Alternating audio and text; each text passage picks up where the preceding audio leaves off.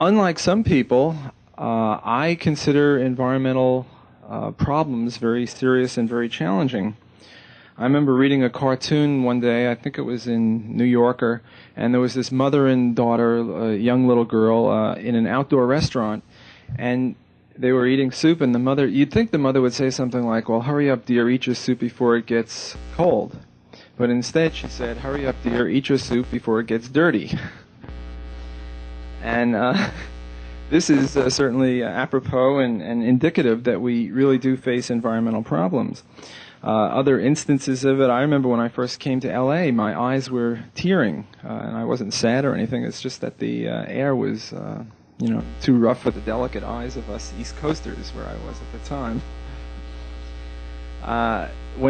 When we have situations where lakes catch on fire, Lake Erie caught on fire, I mean, there's something wrong when a lake catches on fire. It just doesn't fit. And certainly the Love Canal issue is another indication that there's something seriously wrong with our environment. So I consider myself an environmentalist in the sense that I'm trying to come up with solutions to grapple with this problem, to understand it, to analyze it, and to ultimately solve it. However, where I differ from many environmentalists, as I'm sure you can appreciate, is that I don't think that the cause of the problem is greed or profits or property rights or capitalism or anything like that. Obviously, I think that the reason we have these problems is because of the lack of those institutions of property, profits, etc. We published this book. I have one copy. I think we had about 50 copies and they all sold out. The title of the book is Economics and the Environment, A Reconciliation. And we're very serious about that word reconciliation. And the way we see the environmental problems being reconciled, or the differences between left-wing environmentalists and right-wing environmentalists, or libertarian environmentalists, better yet, is by using prices, property rights, profits, incentives, economic incentives, as a means to attain many of the goals or the ends of the environmentalists, the mainstream environmentalists. Of course, it's impossible to reconcile with all so-called environmentalists. Peter Beckman spoke the other day of the watermelons, people who are pink on the inside and green on the outside. The way I see this is that these people have been for many years urging that we embrace socialism. And in Eastern Europe, they've done it for 4 decades, in the Soviet Union for 7. They gave it a good shot. I mean, 7 decades. If it can't work after that, it can't work. But these people have something sort of like a death wish, only they don't have the decency to go off by themselves and commit suicide. They want to take the rest of us with them. They don't want to do it directly. They want to do it either via socialism or now via environmentalism. Namely, they've got the same old lemonade stand, only they've changed the signs, and instead of peddling Marxist socialism, they're now peddling environmentalism as a way of attaining the similar goals of centralization and totalitarianism. But there are other people with whom it's impossible to reconcile, and these are the people, I guess, the tree huggers. These are the people that say, we have to love the trees or the salamanders or whatever it is, and what do you mean cut down a tree? How'd you like to be cut down? And, trees have rights. They have as many rights as people. They have more rights than people.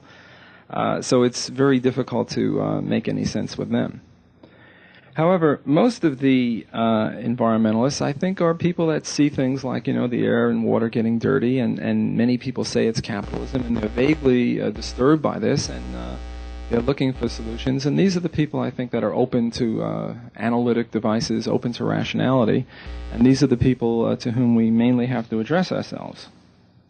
Of course, it's also impossible to reconcile economics and the environment with some people on the right. Ayn Rand for many years has been associated with the view of the tip of the cigarette is sort of rationality, and kissing smokestacks. It's a little perverted, but I mean, I'm not against it on sexual grounds, rather on environmental grounds. I think that smokestacks are, to me, more of an embodiment of violations of property rights, trespass, rather than embodiments of civilization and industrialism. What I want to do today is address 6 or 8 different environmental issues. I don't know that I'll have time to do justice to them all, but I'll at least try to briefly mention them. The ones I have on my list are air pollution, species extinction, oil spills, recycling, the greenhouse effect in the ozone layer, and overpopulation. But before I address these, I wanted to introduce three principles of libertarian or economic analysis of environmentalism. And they are private property, the tragedy of the commons, and externalities and the internalization thereof. Let's start out with private property.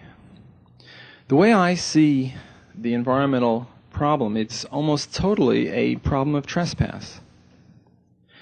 Consider the following. Suppose I take my garbage, my eggshells, my orange peels, lemon rinds, whatever, and I take it and I dump it on your front lawn. This would clearly be seen as a trespass.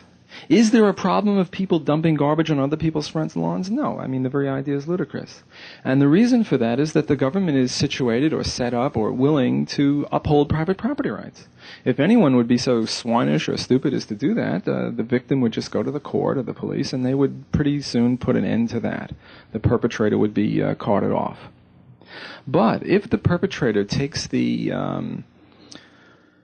intermediate step of first incinerating his garbage and then sending the self-same garbage over to his neighbor's front lawn and laundry and lungs and all, but now not in the form of garbage but in the form of soot particles based on incinerated garbage, all of a sudden there's a problem. And this is why we have unclean air, and this is a violation of private property rights. So private property rights are certainly one key building block of the analytic framework. The second one is the tragedy of the commons. The traditional way that this has been illustrated is if you have a pasture and you're a sheep herder, and you're noticing, and it's all used in common, like the Boston Common or the commons from England, and you notice that your sheep are cropping the the grass too close to the ground. So what you do is you take your sheep further away where it's more efficient, where the grass is higher. And what happens is that you don't benefit from this because somebody else will put his sheep on the place that you just vacated. So the incentives are all turned around. Let me give this another illustration. I have children aged 12 and 10. And imagine 4 or 5 of them all drinking some soda pop. They've each got their individual can, they've each got their individual straw, and they're sitting around a table and they're all drinking. What rate do they drink at? Well, whatever rate 10-year-olds and 12-year-olds drink. Now consider a second scenario where instead of giving each of them an individual can of soda and a straw, we pour all the soda into a big bowl in the middle and we give them all a straw and we say, go get them, kids. Now what rate are they going to be slurping that soda? I mean, they'll be slurping it until they burst. The reason is the tragedy of the commons. Because now it's owned commonly. There is no individual private property rights in that soda. They realize that if they take a breath, they'll miss out. Someone else will grab their soda.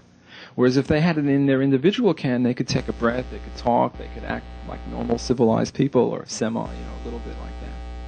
But the reason they wouldn't be is not because they were afraid of losing their soda. So that's the tragedy of the commons.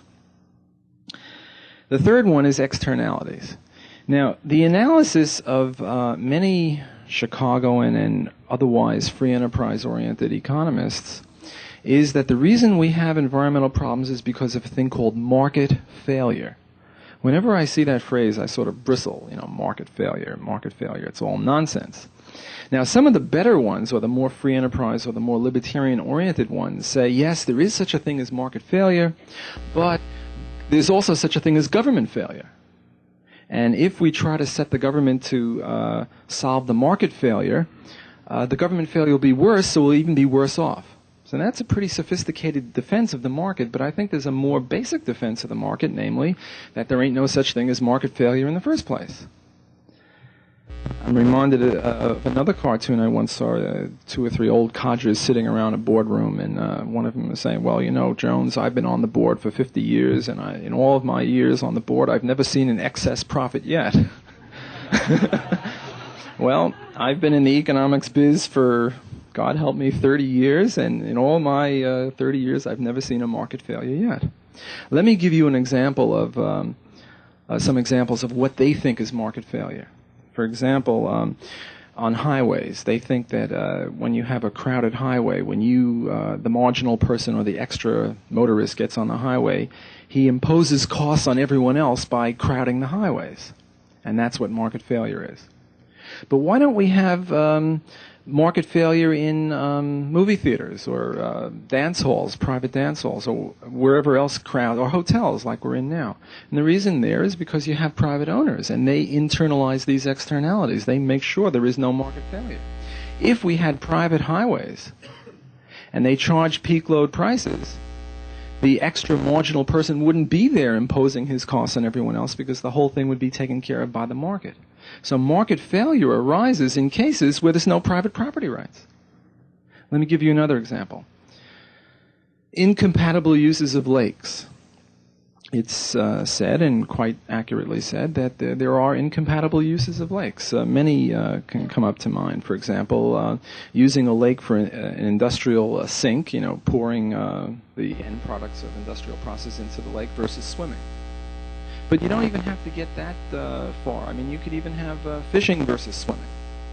Both, sort of green kind of activities. You can't do both. The swimmers get caught with a hook or something. And so they're incompatible uses. And what the mainstream economists say is that each one is imposing externalities on the other. And this is a case of market failure. We'll have too much or too little boating or dumping of waste. And in other words, people can't make their demands known because there is no market. But notice that lakes are publicly owned. If you had a private lake, what the lake owner would do is he would say, well, okay, Mr. Industry, how much do you want, how much are you willing to pay if I let you dump crap in this lake, which means I can't use it for anything else? And then he says to himself, well, how much am I likely to make if I give it to boaters and hotels and developers that want to use it for green or environmentally approved purposes? And then whichever is higher, he'll develop that lake in that way. And there'll be no market failure. Okay, with that introduction, let me now turn to the first of the 6 or 8 topics that I've got in mind. And the first one is air pollution. Now, I've done a bit of reading in the history of law in these subjects, and my main sources here are Ronald Coase and Horowitz. I forget his first name. He's a legal historian from Harvard. And what I learned from my readings here is that up until the 1830s and 1840s in Great Britain and in the United States and peripherally in many other countries as well, if we had what I'm now calling trespass, this would be summarily dealt with under the old laws of nuisance. If somebody is polluting someone else, or if a railroad is running by and setting off sparks on some farmer's haystack, or if a manufacturer opens up a plant and inundates some little old lady's washing with soot particles, what the victims would do is they'd go to court and they'd say, look, they're violating my property rights, my private property rights, my sanctified private property rights, and I'd like damages and I'd like an injunction to get them to stop it. And pretty much the courts would almost always grant injunctive relief. But around the 1850s, a new philosophy took hold in Western industrialized countries.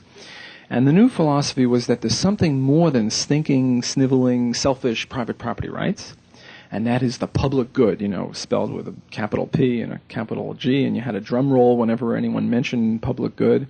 What did the public good consist of? The public good consisted of economic wealth. And how could we get economic wealth? By industry, manufacturing. So the next time some plaintiff came to the court and asked for injunctive relief and asked for damages, the court would say, you're being selfish and greedy by insisting on your lousy property rights. We're going to give them carte blanche to do as they will with your property. And as you can imagine, excuse me, I'm not losing my marbles, just my pen. And what they would do then is they would give them the right to pollute, the right to invade other people's property rights. And what this did to the industrial structure is it shifted us from what would have been a non-pollution intensive way of production to a pollution-intensive way of production. Because under the new legal regime, what incentive did the manufacturer have to engage in smoke prevention devices? Much less, because he couldn't be sued for not. What incentive did he have for engaging in the use of high-grade coal, which was not as pollutive as the low-grade sulfur coal? Very little incentive. Imagine there was a libertarian businessman, or a Christian businessman, or a moral businessman, or a person that refused to invade other people's private property rights. And he said, well, yes, all of my competitors are now going to be using the air as a free good, and other people's property is a free good. But I am virtuous. I am not going to do that. I am going to engage in smoke prevention devices, research and development in new technology, high-grade fuels. What would happen to him? He'd go broke. Because he, presumably, he had no comparative advantage or competitive advantage otherwise. He was just as good as every other manufacturer. Now, by indulging in his moral behavior, he would consign himself to bankruptcy. So anyone that was like that, and I don't know if there were any, disappeared. And the whole thing was perverse. We had the wrong incentives imposed. Well, what should we do? What should we do about the problem now? The obvious answer is to bring about a regime of property rights, to bring about a system where, the government takes upon itself the monopoly position of being the lawgiver, and instead of giving law as it's supposed to be under private property principles, it's giving the exact obverse. What I'd like to do is read very briefly from this book as to the solution of this problem. We have tried, quote, we have tried many remedies in the past. We have tried to dissuade polluters with fines, with government programs whereby all pay to clean up the garbage produced by the few, with a myriad of detailed regulations to control the degree of pollution. Now, some even seriously propose that we should have economic incentives to charge polluters a fee for polluting. And the more they pollute, the more they pay. By the way, this is the so-called free enterprise economists. But that is just like taxing burglars as an economic incentive to deter people from stealing your property, and just as unconscionable. These are not my words. I wish they were. They're Martin Anderson's, and I quote them in the introduction to the book.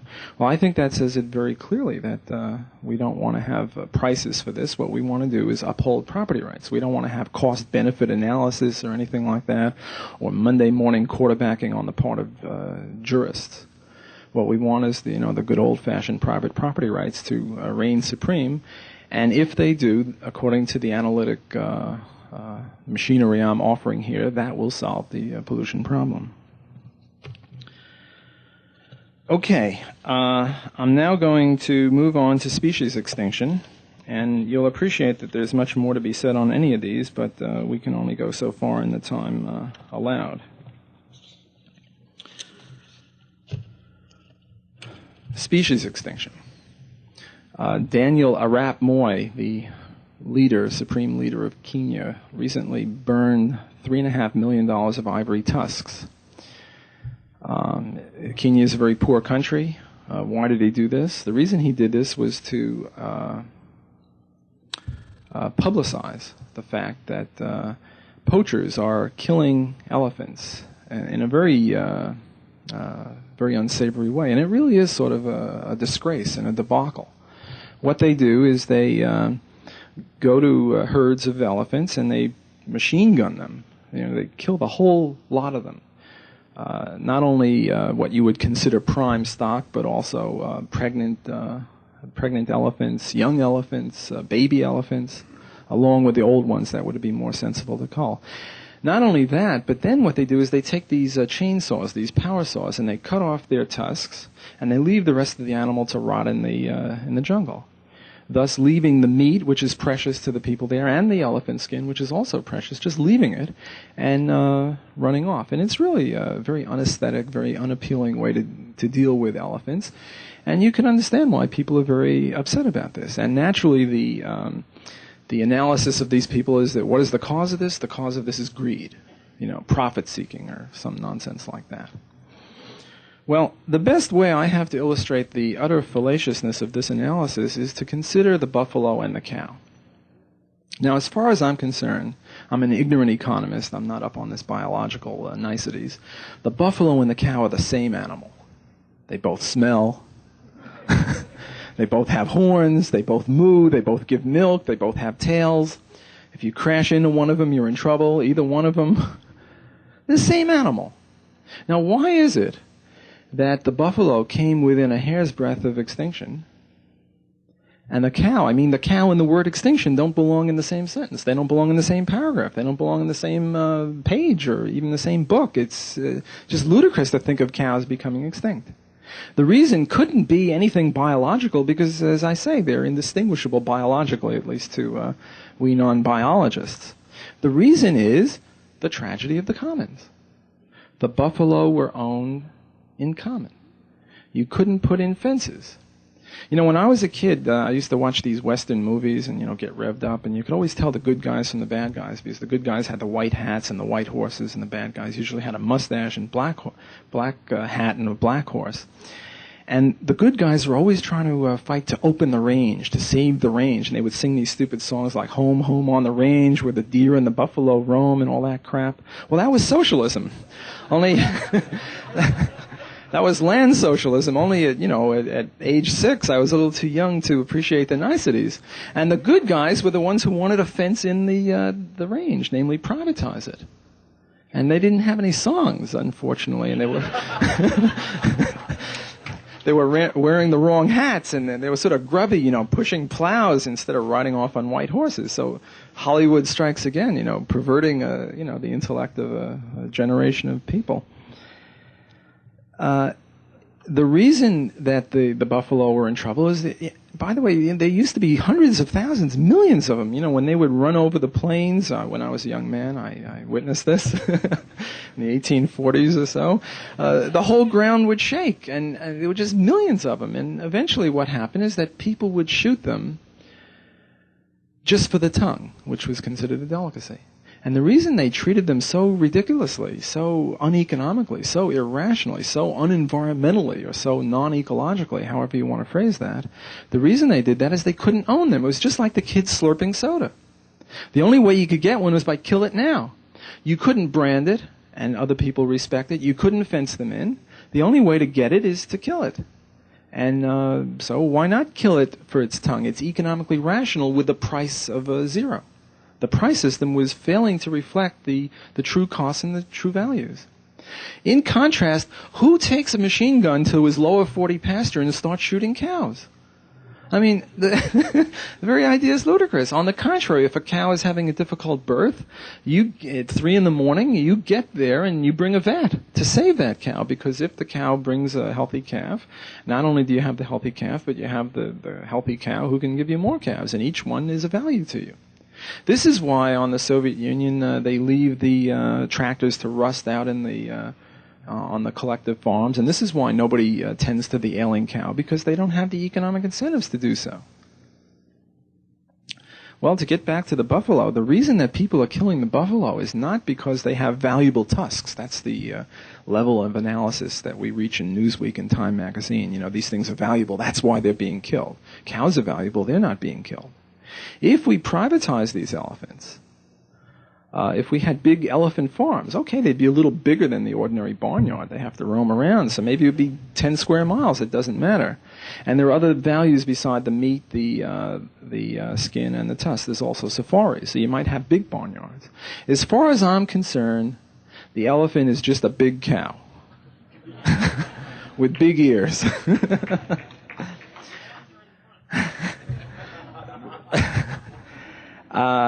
And if we treated them economically the same way, that would end the problem.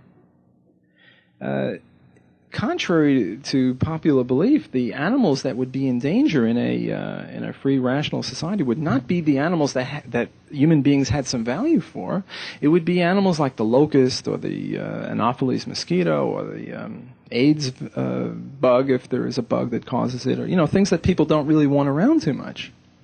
So if you're really worrying about extinction of species, don't worry about things that have value for people, because if we have a free enterprise system and privatization, we will have all the incentives we need to preserve things that we have value for. Worry about things that some creepy, crawly, buggy, grubby kind of a thing. Those are the things we have to worry about. However, we even have solutions here under private enterprise. Now, you remember that, Star Trek 4?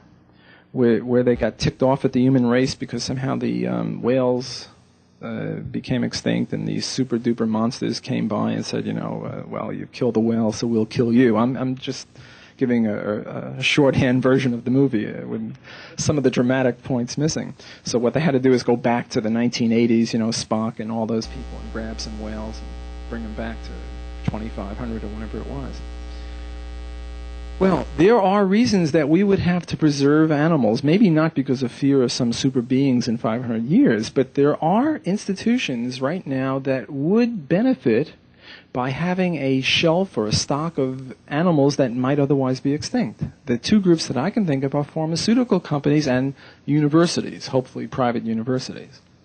What would a pharmaceutical company want with a creepy crawly kind of a grub? Well, maybe one day there'll be some disease in a century from now that can only be cured by extract of this bug, and it would be nice to have it around. Well, if they think so, let them invest their money in keeping these species alive.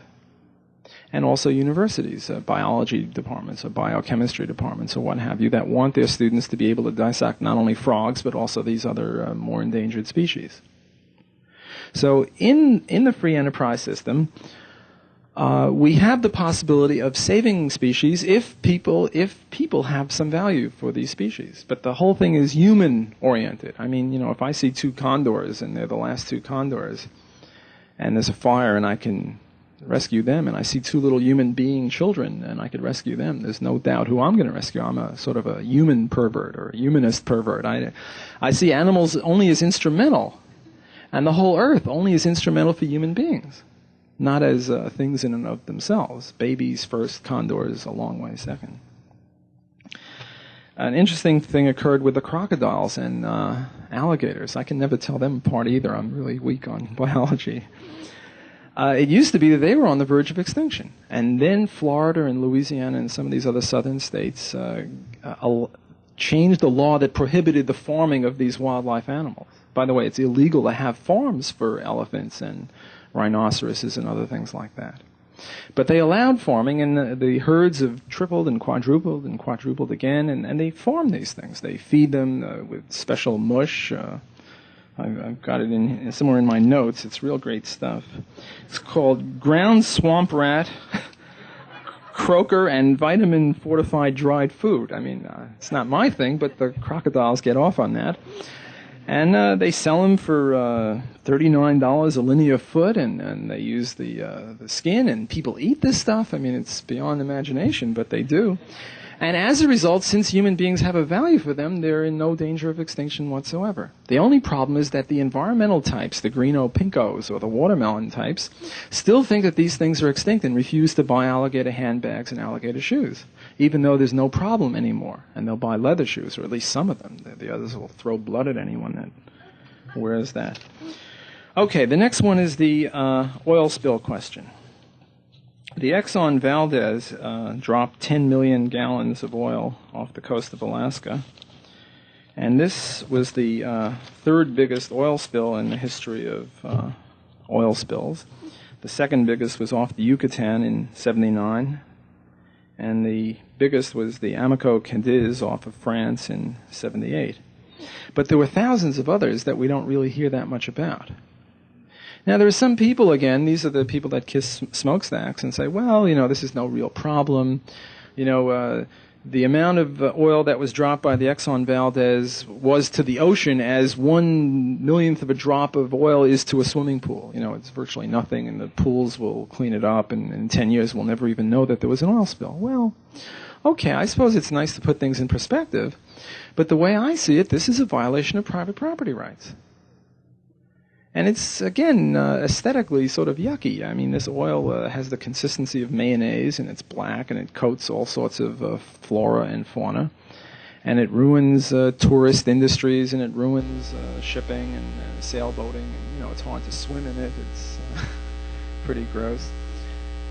So I look at it a little differently. I'm not trying to sweep this problem under the rug. I'm not trying to say that this is not a problem. I'm saying that it is a problem, but that the solution for it is not an attack on greed or corporatism or anything like that. It's rather an upholding of private property rights. Again, we have something that is not owned. The oceans. The oceans are not owned. So of course people treat things that are not owned and that they don't have to pay for, they treat them at the price that they're faced with. If it's a zero price and you're told in effect that it's a garbage thing, well, you treat it like garbage. That's the economically rational thing to do. Anyone who didn't do that would go broke.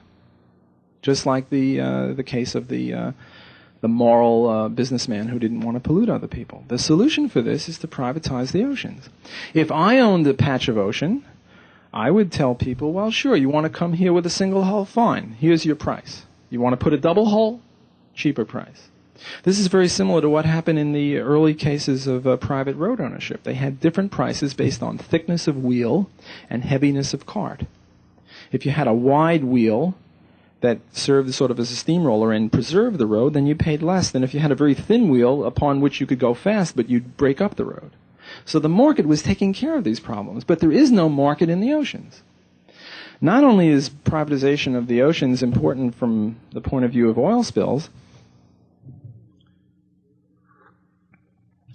it's also important from the point of view of overpopulation, which I'll get to later.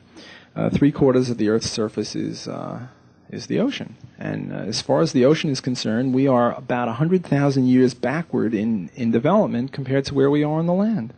We're in the hunting and gathering stages on the ocean. We haven't even begun to farm, except in very minuscule ways right on the coast, in some special instances where they're now having fish farming. But the whole ocean should be privatized. It should be rationalized, should serve as a granary. Then instead of having, 5 or 8 billion people, we could have 80 or 100 billion people, or a million, billion, or zillion people. And we wouldn't have any problems of overpopulation. So I think that it's very much the case that if we had privatization of the oceans, this would go a long way towards solving the problem of oil spills. And also, we should not limit the damages of oil spillers to the value of the cargo and the value of the ship. We should more rationally include damages to other people's property. If we look upon these things as violations of property rights, I think we're on the right intellectual track. If we look upon them as excuses or due to capitalism, we're on the exact opposite track. Okay, the next one is recycling. Now, again, this is a gigantic topic, and we could devote a whole hour to it, but let me just touch upon the thing very briefly. Let us suppose, again, I'm not a chemist, so I don't know. Let us suppose that it's true what the environmentalists say, that plastic and styrofoam is very dangerous to the environment, and that paper is biodegradable, it's environmentally friendly, and all that. I'm reminded in this regard of a joke. There were 4 people marooned on this desert island, and there were cans of food but no can opener.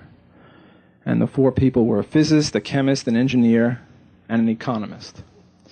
And the physicist and the chemist and the engineer are going through all sorts of solutions and scenarios and permutations, and how are we going to do it? Should we drop them, get a pulley, a lever, what, chemicals? Thereupon they turn to the economist and say, well, how can you, Mr. Economist, help our deliberations? And he says, let's assume we have a can opener. Well, I think this is a very sound economic device. When you are ignorant, just make certain assumptions. So I'm assuming, for the sake of argument right now, that what the environmentalists say is that plastic and styrofoam are evil, vicious, monstrous, and that paper is good. Later on, I'll take back that assumption. Now, put yourself in the place of a person who is at the supermarket checkout counter, and you've just rung up your groceries, and they've charged you the price, and they're about to bag it, and they say, would you like paper or plastic? Well, right now, the only incentive that you have is benevolence, or green philosophy, or something like that. The only incentive you have to prefer the paper, because they cost the same to you, is benevolence. And we know what Adam Smith said about benevolence. It's not from benevolence that the butcher, the baker, and the candlestick maker get you their wares. It's from a keen analysis of their own self-interest. This is a paraphrase.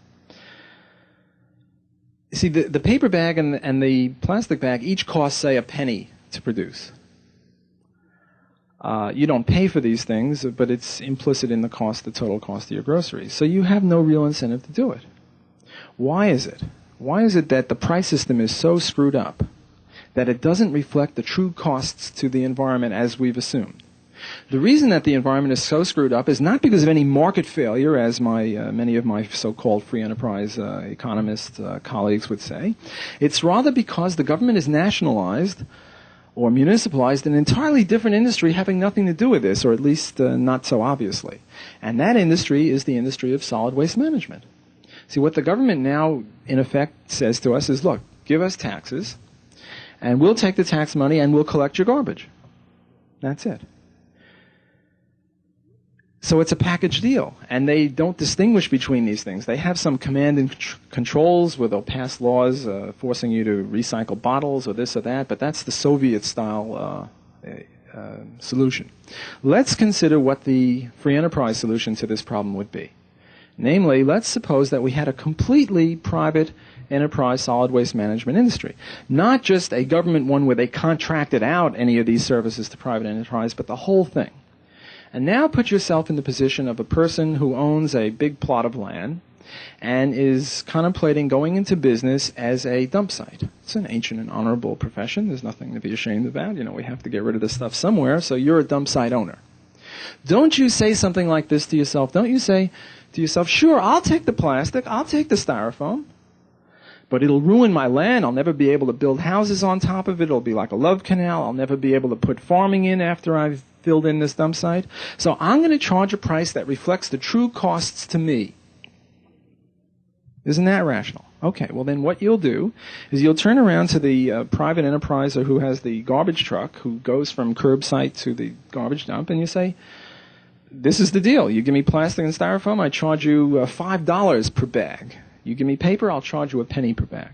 And he goes to the housewife and gives her this news. And then when the housewife is back at the supermarket shopping checkout counter, no longer is it a penny versus a penny, but rather it's a penny to buy the plastic bag and $5 to get rid of it, for a grand total of $5.01, under the numbers that I use in my chapter in this book, and they're just for illustration, versus a penny to produce the paper bag and a penny to dispose of the paper bag, for a grand total of 2 cents. Now, I don't say that under this scenario no one will ever use plastic or styrofoam. They will, but only if it's worth more than $5.01. Right? Whereas right now we use it promiscuously. We use it if it's worth more than 2 cents when the real cost of it is $5.01. So the price system, which is supposed to be reflecting true scarcities and true values, is not telling us anything. It's a Soviet-style price system. We need perestroika in the solid waste management industry. That's why we have that problem.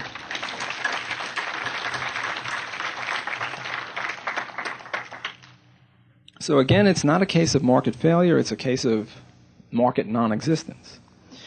Okay, the greenhouse and the ozone situation. Again, we ignorant economists, we don't know the truth of this. I mean, Peter Beckman seems to know. I have no idea. Ozone, schmozone. I don't know from ozone. It's, who knows? It's up in the air. That's all I know about it. So I forgot to, let me just get back to the plastic. I left you assuming that the plastic and the styrofoam is deleterious. But there are people who say no. There's this guy, Rathje, who is, quote, a garbologist. I'm not making this up. It's a new profession called garbology. It's sort of like archaeology, only instead of dinosaur bones, you dig deep into you-know-what. And what he says is that plastic and styrofoam is not a danger. And it might even be less of a danger than paper, in which case, instead of $5.01 versus 2 cents, it might be the other way. But then people would have incentives to use the plastic and the styrofoam because it's more environmentally safe.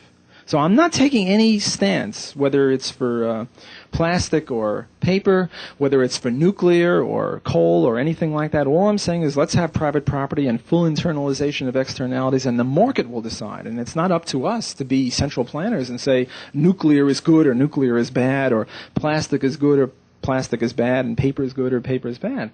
That is a question for the market to decide. It's sort of like saying, should we have tail fins or not? Who the hell are we to say whether there should be tail fins? Let the market decide. Whether cars should be painted pink, blue, red, whatever. Okay, greenhouse and ozone. Now, there are two scenarios possible, and there are combinations and permutations in between. One scenario is that there is a danger, and that if we use CFCs, we'll lose our ozone, or if we use, we have industry, we'll have heat trapped, and we'll all die of weather conditions similar to Mercury or Venus. Let's suppose that this is true. Let's suppose, to just take one case, that CFCs really do cause a dissolution of the ozone, and then we'll all get cancer. Well, we have laws against murder.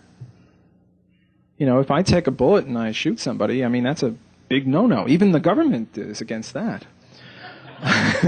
So that must make it right? Well, aren't I doing something similar? I start squirting stuff in my underarms, or I have my air conditioner running, and I'm killing them just as directly. Now, if that is the truth, then obviously we have to ban it. And if it's not the truth, if it can't be proven, then, I mean, we presume that the person is innocent until proven guilty. But if it can be proven scientifically that this is true, and this is out of my providence to decide, then it is equivalent to aggression against other people. And it's no problem, it's no intellectual problem for private proprietarians or for libertarians. And to the extent that, you see, but we don't really ever have to get to that situation. All we have to do is get back to this low-level kind of pollution where we say, you know, Mr. A is burning his leaves and the stuff is getting on Mr. B's property. And we stop those kind of invasions, and we stop this smokestack stuff. You know, it used to be that smokestacks would be very short, and people would, and the pollutants could only go so far with a, you know, 2-story high smokestack. And they were granting injunctions to people with smokestacks. So you know what the courts came up with? They came up with this great idea, these geniuses. Let the smokestacks have minimum heights, you know, 400 feet up. And then there's no more local problem of air pollution. It goes, you know, to China, it goes to Alabama, it goes wherever. So it's the bloody government that's causing the problem in the first place. But, you see, the whole idea of a smokestack is only appropriate to a situation where we have a very low level of technology. Why does it have to be a smokestack open to the air? That means we're treating other people's property in a very cavalier way. Why shouldn't the smokestack end up with a little cistern where we grab the stuff back? And not just if it's profitable, but even if it's unprofitable, because we have to take into account the true cost of the manufacturing. See, this is another market failure, so-called, that the capitalist takes into account many of his costs. He takes into account the real estate costs. He takes into account the cost of raw materials. He takes into account the labor costs. He takes into account other kinds of costs. There's one kind of cost that he doesn't take into account, and that's the disposal cost of the raw material stuff, the garbage from his process. Well, he should take that into account too. It's not a market failure that he doesn't. The reason he doesn't is because the bloody government says he doesn't have to. If the bloody government said he had to, we wouldn't have that problem. Like right now, you buy that chair for $50, say.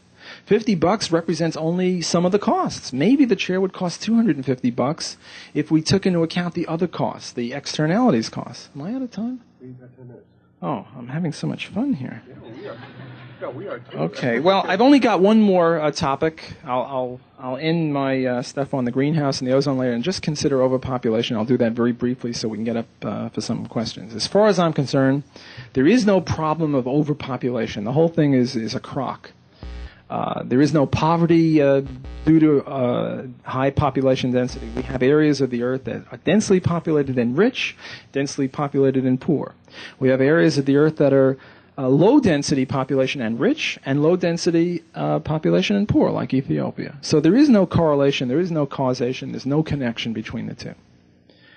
And what I usually do when I debate someone in environmentalism is I end on the following note. I say, there sits my opponent. He's going to come up to the podium in a few minutes and he's going to say that there is an overpopulation problem. Well, my opponent has it within his power to reduce the size of the population by 1. He could off himself. By the fact that he's sitting there smiling, look at him, he's right there. It shows that he doesn't even take his own position seriously. His position is intellectually incoherent. Thank you.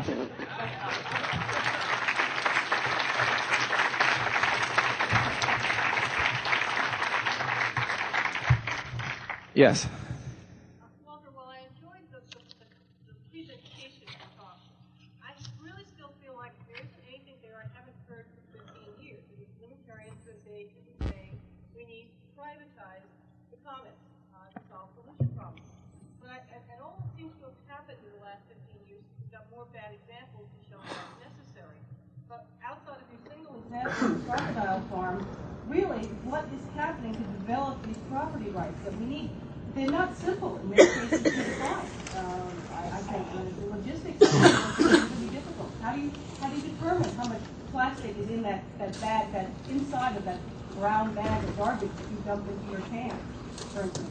So I just don't see anything practical happening to actually solve it. Just a lot of intellectual discussion. Well, let me summarize this question because people in the back can't hear. She says that I have a good presentation, but I've got not an original thought in my head. She's heard it all before. This wasn't exactly how she said it. She's a very nice lady, and she didn't quite put it that way, but this is the negative way of looking at it. Well, in a sense, that's true. There is a sense in which it's true that we really, what can we do? We've got the truth. All we can do is bleat it as loud as we can for as long as we can until someone listens.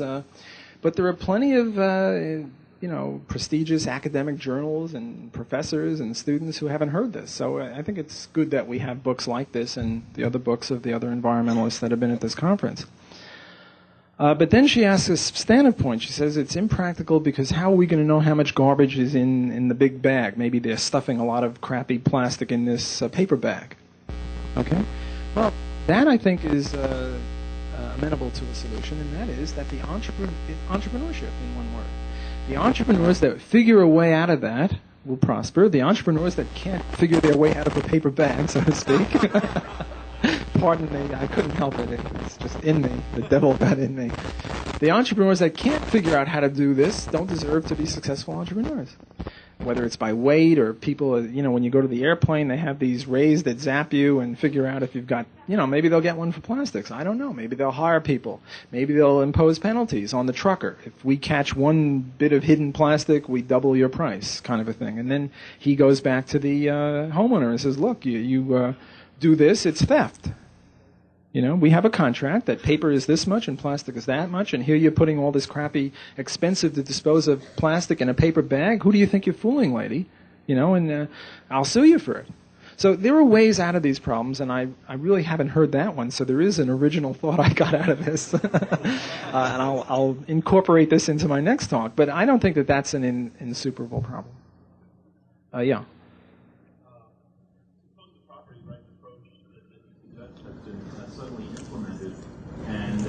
You're a judge, and I'm suing the owner of a car 3 towns away for dirtying the air in my property among 100,000 other car owners. Second question is, how do you deal with the car owner's response, even if the plaintiff is suffering from the pollution from my car? I spent all my money and invested all my money based on the assumption that... Ask the question. We can't hear you. I'll interpret. It's a great question. You'll love it. A little patience. Okay. The problem, the question posed, or the challenge proposed to the private property rights system is, given that there are hundreds of thousands of cars, millions of cars, and here's a car in Alabama that right now is riding by and is infecting or trespassing some minute particle of dust on this gentleman's property or his lungs. And how is he going to know this guy in Alabama, and how is he going to get around the problem of, what do economists call this, the transactions costs, right? That's another favorite one of my colleagues, my fellow colleagues who are supposedly free enterprise. They have this thing like transactions costs, and we're all supposed to genuflect that, this is part of the market failure hypothesis. So there is something new under the sun. There are real live people that don't accept this. It's not true that everyone accepts this. And this is a perfect case in point.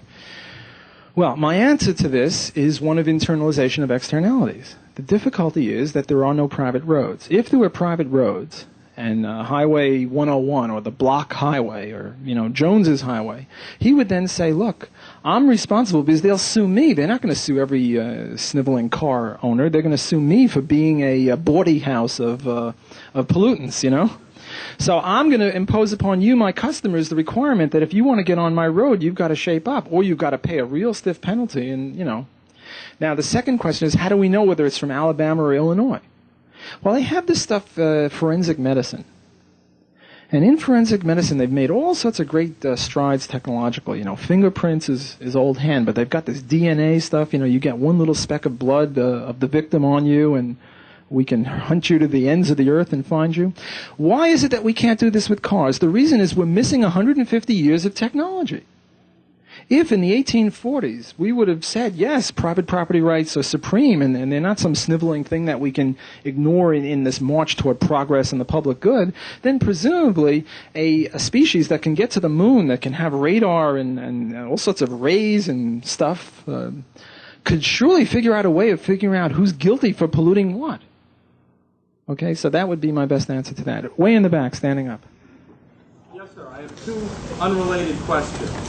One, nothing you've said contradicts this, but you haven't mentioned anything about the possibility of vending pollution rights for a particular type of pollutant in a particular area. Did you say vending? I didn't hear the word. Yes, having a market for the right to pollute a certain amount in a certain area. The second question is, how does one deal with an animal rights extremist who would say, yes, if we privatized the buffalo and the elephants, they'd be treated like cows, but I don't like the way cows are treated. What does one say to a person like that who says treating anything like cows, including cows or flies, is immoral and must be stopped? Well, first of all, I did mention tradable emissions rights. So I had this long quote, and I'll just read the relevant sentence. Some now even seriously propose that we should have economic incentives to charge polluters a fee for polluting. That's tradable emissions rights. And that this is, in effect, let me read further, but that is just like taxing burglars as an economic incentive to deter people from stealing your property, and just as unconscionable. See, this book reflects both sides of this. Because the Fraser Institute policy is that when there is a dispute within the broadly based free enterprise camp, we do not have to take one side or the other. For example, if Friedman says he wants a 3% monetary rule, and Hayek says he wants competing currencies, and Mises says he wants the gold standard, it is not incumbent upon us as a free enterprise-oriented think tank to say, well, it's Hayek, he's right, the other two are wrong. What we would do is we would give all three views, and then I might have a chapter saying, well, it's Mises who's right. Well, that's what we did in this book. This book has chapters from people like Terry Anderson and John Bodden and Jane Shaw and Rick Stroop and myself and Murray Rothbard, who are all clearly, rabid free enterprises. And then it's got articles from people who are a little take a different view on this. And in my chapter, for example, I slam it, and in my introduction, I take both sides. So we do deal with the question, but we don't.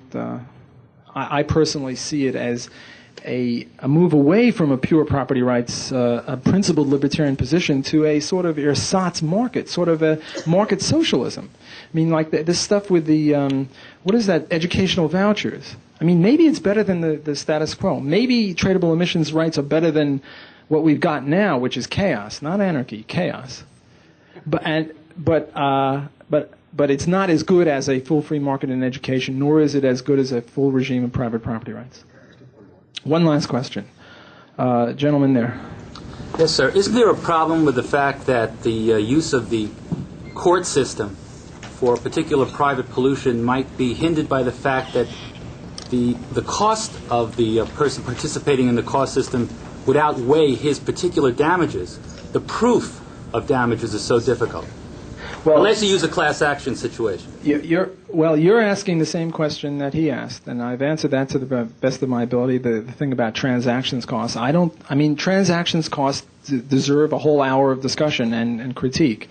I don't buy into the transactions costs. I don't think anything is wholly about transactions costs. I don't see transactions cost doctrine is a successful attack on the market system. I don't see it as showing a definitive case of market failure.